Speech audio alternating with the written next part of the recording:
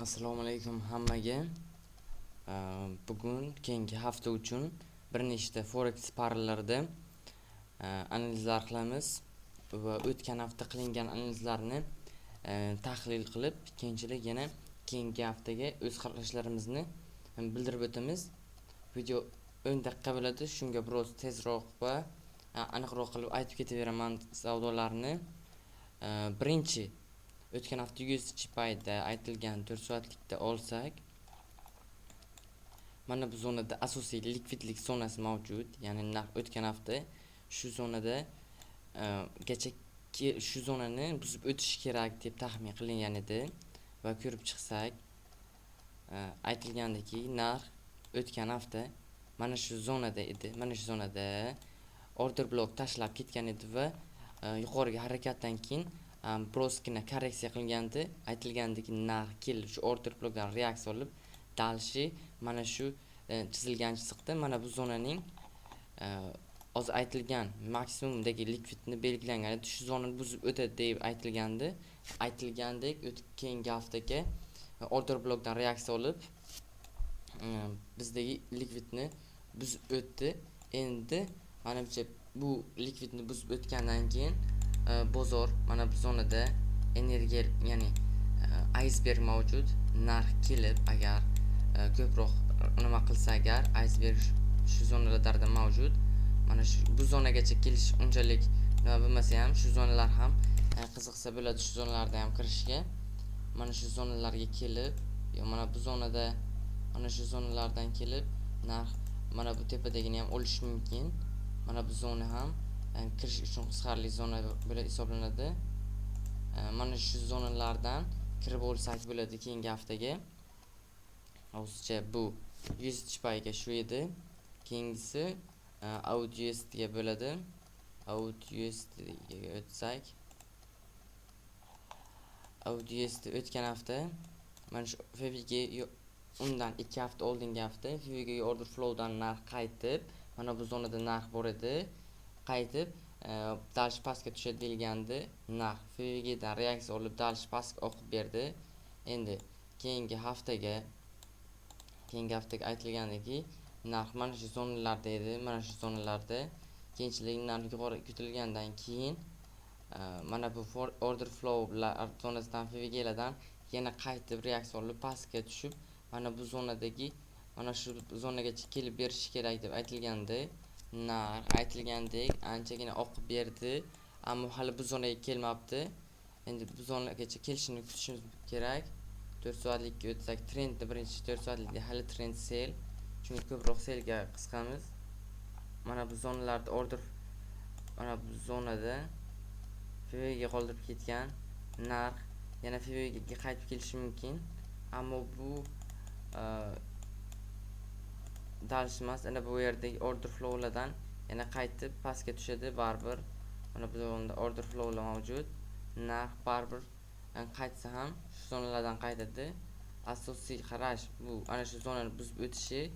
Agar keskin ravishda buzib o'tishi mumkin yoki biroz orqaga harakatlanib keyinchalik yana buzib o'tishi mumkin. Bu GBP AUD USD ga shu. Keyingisi GBP USD ga qarasak, GBP USD ga o'tgan haftaga nimada stop oldik. O'tgan hafta iceberg zonaga kirib kelgandi va 5 minutga olib indusmeni yechgandi.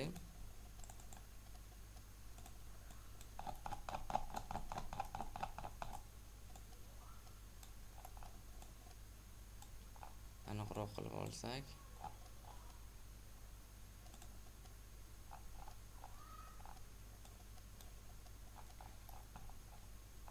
aytilgandi shu zonadan reaksiya olib mana bu zonaga kelishi kerak deb aytilgandi, ammo narx stop oldi.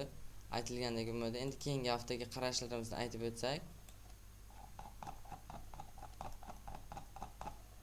4 soatlikda trend sellga o'zgardi. Mana bu zonani buzib o'tdi, demak trend sellga ko'proq qisqamiz. Demak, mana bu zonalarda FVG lar mavjud. Narx FVG ni har doim FVG ga kelib, FVG ni to'ldirib keyinchalik qaytgan. Demak, mana bu zonadagi order flow'lar bor. Order flow'dan tug'ilgan order flow'dan qaytish ehtimoli bor. Demak, bizga keyingi haftaga qarashlardan narx shu zonalardan kelib dalish pastga oqib beradi degan qarash hozircha. Bu GBP USD ga shu edi. Keyingisi Euro USD ga qarasak,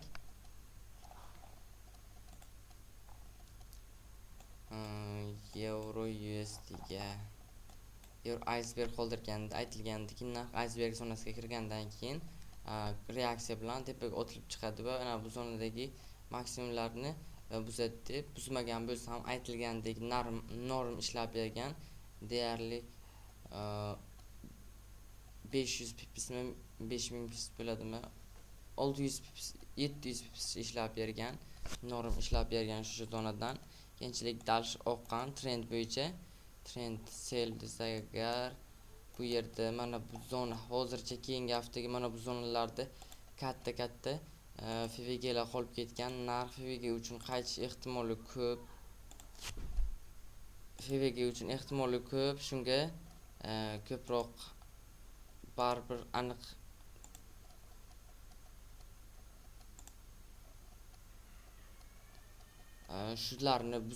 shularga kelib kelishi mumkin. Trend baribir selga trend bo'lsa ham narx pastga otilish, narx trend sel bo'lsa ham yuqoridagi FVG larga kelish ehtimoli katta bo'lganligi uchun hozircha tahlil qilib o'tadi. Ana shu zonalardagi order flow'lardan qaytish ehtimoli bor deb tursak ham bo'ladi, ammo bu biroz riskli bo'ladi, chunki tepada FVG bor, narx uni ham to'ldirishga borishi mumkin.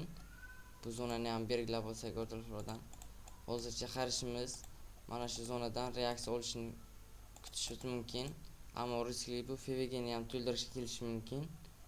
Endi keyingisi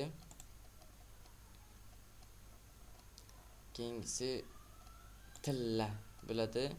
Tillada o'tgan hafta aytilgandiki, mana bu zonada gap qolib ketgan, narx gapni har doim to'ldiradi deb aytilgan. Narx keldi va gapni to'ldirdi, shu zonadan reaksiya olib keyinchalik yuqoriga ketadi. Bu endi mana shu zonadan desak,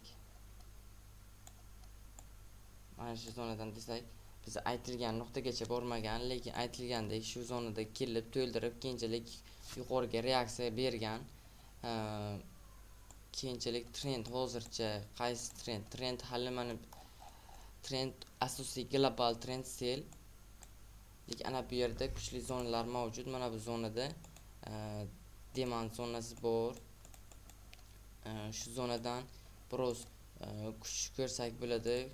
Shu zonaga kelgan payti shu yoqdan buyga qisqsak bo'ladi. Endi bu tillaga qarash edi. Keyingisi Bitcoin USD ga qarasak, Bitcoin USD o'tgan hafta aylanish hali davom etmoqda. Bu uzoq muddatli edi. Bu bir oycha 2 oycha ham vaqt olishi mumkin. Ya'ni biz mana bu targetni mana bu zonadagi likvidlar tomonga, ya'ni risk kirib industrial tushishni kutib ana bu zonadagi order bloklardan savdo kirgandik. Endi qisqacha baribir keyingi haftadan ko'rishimiz mumkin, keyingi haftada nima bo'lishini. Demak,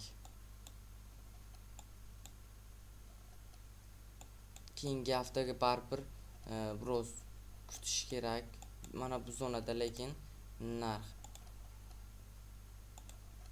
shu zonadagi demak narx baribir mana biroz qaytib baribir mana shu zonadagi likvidni IBOS, ya'ni buy side likvidini buzish uchun borishi kerak. Ko'p ehtimol bilan shu zonani buzish uchun boradi. Endi keyingisi buy, bu nima uchun? Bitcoin USD uchun haftaga. Keyingi qarashimiz US 30 Amerikaning eng yaxshi kompaniyalarining aksiyalari o'tgan hafta aytilgandiki, mana bu zonada gap qolib ketgan. Narx gapni to'ldirishi kerak deb aytilgandi. Narx keldi va gapni to'ldirib yuqoriga reaksiya oldi. Keyingi haftaga mana bu zonadagi IBOS ni buzib o'tish kerak. Narx mana shu shaklda buzib o'tish kerak. keyingi hafta uchun analizlar shulardan edi. Barchaga katta rahmat.